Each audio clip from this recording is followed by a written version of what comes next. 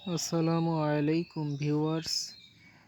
আজকের আমার আলোচনার বিষয় অষ্টম শ্রেণী বইয়ের গণিত বইয়ের প্রথম অধ্যায় প্যাটার্ন। সর্বপ্রথম প্যাটার্ন কাকে বলে?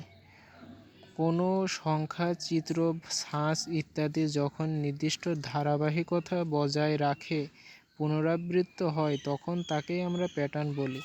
এখানে উল্লেখ্য বিষয় হলো সেই সংখ্যা বা চিত্র বা ছাঁচকে অবশ্যই একটি নির্দিষ্ট ধারাবাহিকতা বজায় রাখতে হবে এবং বজায় রেখে পুনরাবৃত্ত হতে হবে, তখন তাকে আমরা বলবো প্যাটার্ন। আমাদের এই বইতে সংখ্যা প্যাটার্ন নিয়ে আলোচনা করা হয়েছে। এই প্যাটার্ন অধ্যায়টি বোঝার জন্য আমাদের একটি বিষয় জানা এবং বোঝা খুবই জরুরি, সেটা হচ্ছে মৌলিক সংখ্যা কাকে বলে। এক এবং ওই সংখ্যাটি ব্যতীত কোনো সংখ্যার যদি অন্য কোনো গুণনীয়ক না থাকে, অর্থাৎ এক এবং ওই সংখ্যাটি, যেমন 13 একটি সংখ্যা, 13 এর গুণনীয়ক 1 এবং 13, এই 1 এবং 13 ব্যতীত অন্য কোনো গুণনীয়ক কিন্তু এই 13 সংখ্যাটি নাই, সেই জন্যে 13 একটি মৌলিক সংখ্যা। আর মৌলিক সংখ্যা নির্ণয়ের পদ্ধতিকে বলা হয় ইরাটোস্থিনিস ছাঁকনি। যে ছাঁকনি ব্যবহার করা হয় মৌলিক সংখ্যা নির্ণয় করার জন্য তাকে ইরাটোস্থিনিস ছাঁকনি বলা হয়।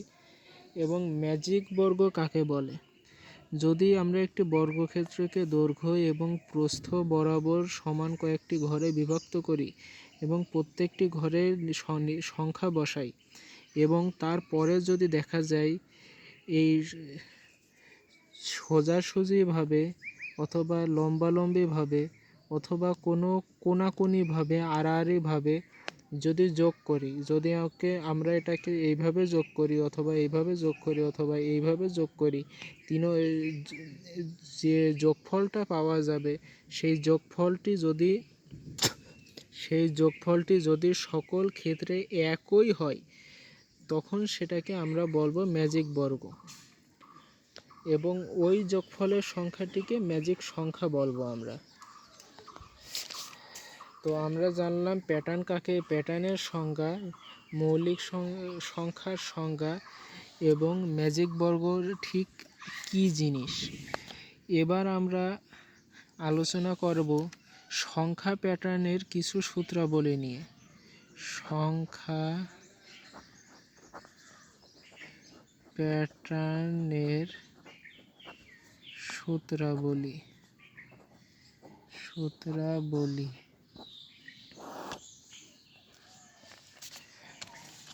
1 নাম্বার, আমরা যদি কোনো প্যাটার্নের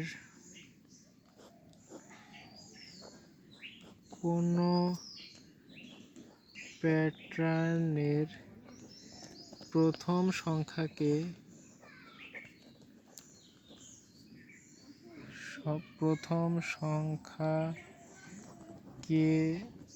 ধরি এ, n-তম পদকে ধরি n এবং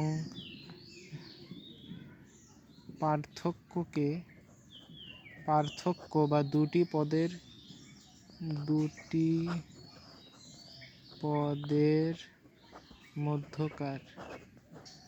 মধ্যকার পার্থক্যকে ধরি d। তাহলে অতএব n-তম পদের মান হবে a প্লাস n-1 গুণ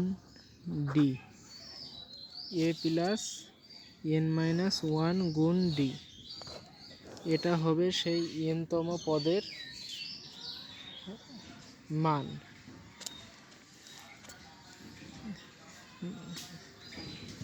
যেমন উদাহরণস্বরূপ লেখা যায় 2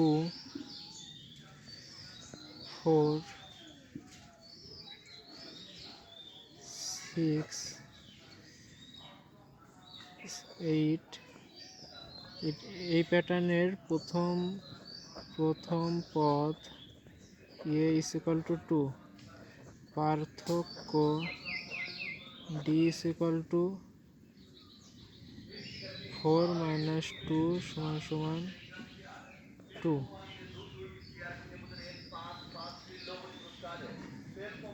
n তম পদের মান a plus n minus 1 গুণ d। অতএব আমরা এটাকে ধরি প্রথম পদ, এইটা দ্বিতীয় পদ, এইটা তৃতীয় পদ, এইটা চতুর্থ পদ এবং এখানে এই পদটাকে আমরা ধরি যদি পঞ্চম পদ। অতএব পঞ্চম পদের মান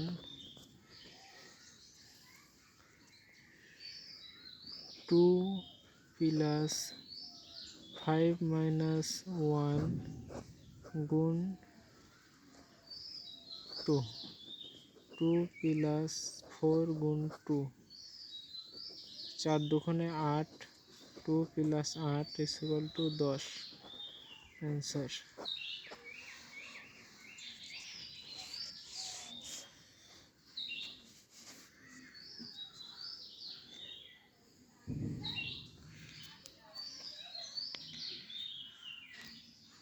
তো এইভাবে এই টাইপের ম্যাথগুলি করতে হবে।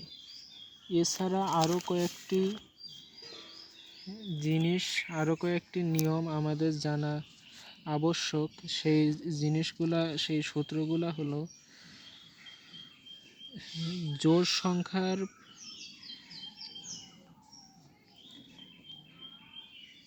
বিজোড় সংখ্যার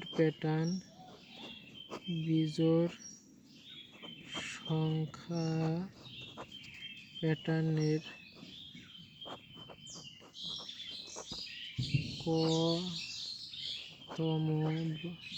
কতম আমরা না লিখি n-তম লিখি, n-তম পদের যোগফল is equal to n square. তো আমরা যদি পৃষ্ঠা উল্টে আবার শুরু থেকে লিখি,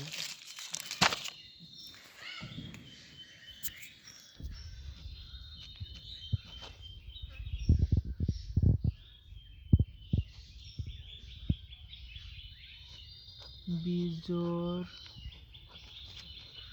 সংখ্যার প্যাটার্নের n-তম পদের যোগফল n স্কয়ার। আর অন্যদিকে জোড় সংখ্যার প্যাটার্নের n-তম পদের যোগফল n ইন্টু n প্লাস 1 এবং স্বাভাবিক সংখ্যা প্যাটার্নের n-তম পদের যোগফল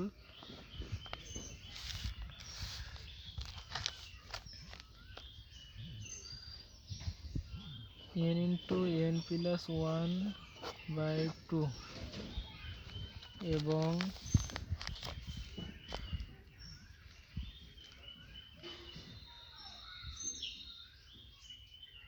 স্বাভাবিক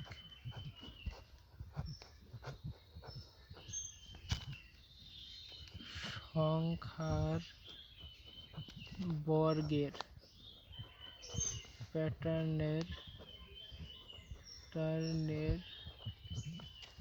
n-তম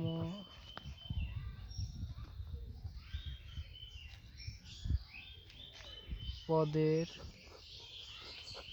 যোগফল is equal to n into n plus 1 into 2n plus 1 divided by 6। তো এই চারটে সূত্র আমাদের মনে রাখতে হবে।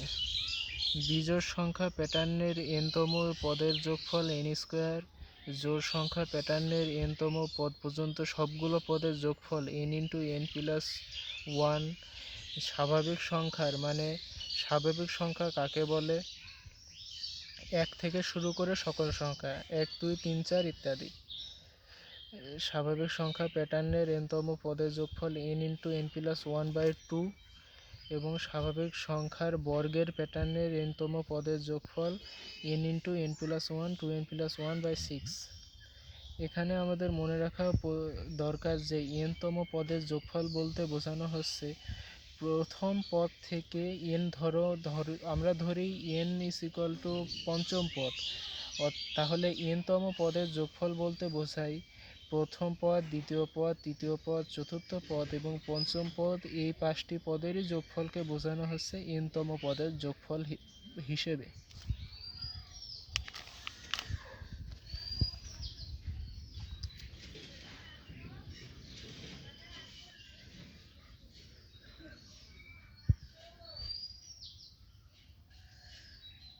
এছাড়াও আরেকটি নিয়ম আছে, একটি সূত্র রয়েছে। সেই সূত্রটি হচ্ছে, ধরি একটা প্যাটার্ন দেওয়া রয়েছে 1 2 3 4 5 6। এটি একটি প্যাটার্ন। তো এই প্যাটার্নটির এই প্রথম পদ থেকে এই শেষ পদ আমি যদি জিজ্ঞেস করি এই 1 2 3 4 5 6 এই 6টি পদের সমষ্টি কত, তাহলে কিভাবে বের করবা? বা এখানে এই সমষ্টি বের করার সূত্রটি হচ্ছে প্রথম পদ প্লাস শেষ পদ গুণ পদ সংখ্যা ভাগ 2। অর্থাৎ এই অঙ্কটার ক্ষেত্রে প্রথম পদ 1 প্লাস শেষ পদ 6 গুণ পদ সংখ্যা 6 ভাগ 2। অতএব 7 গুণ 6 ভাগ 2 ইজ ইকুয়াল টু 42 ভাগ 2 ইজ ইকুয়াল টু 21।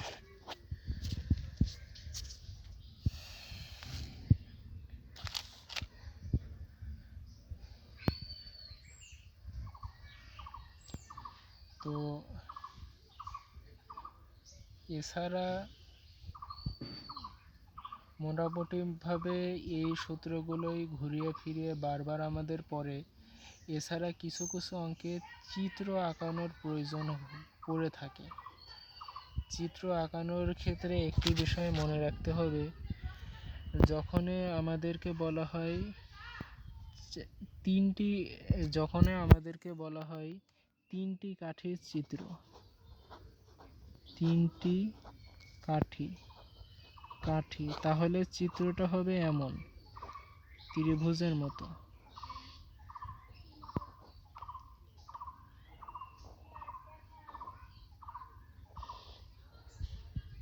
যদি থাকে 4টি কাঠি, তাহলে চিত্রটা হবে এমন।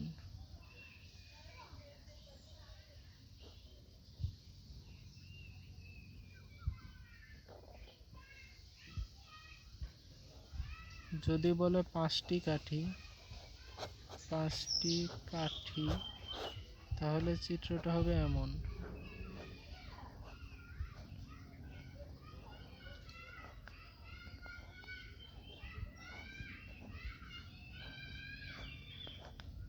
এখানে প্রতি ক্ষেত্রে কাঠির সংখ্যা বাড়তেছে 1টি 2টি 3টি 4টি কাঠি করে বাড়তেছে। এখানে প্রতি ক্ষেত্রে 3টি কাঠি করে বাড়তেছে, 3টি কাঠি করে বাড়তেছে। এখানে প্রতি ক্ষেত্রে এখানেও প্রতি ক্ষেত্রে 3টি কাঠি করে বাড়তেছে।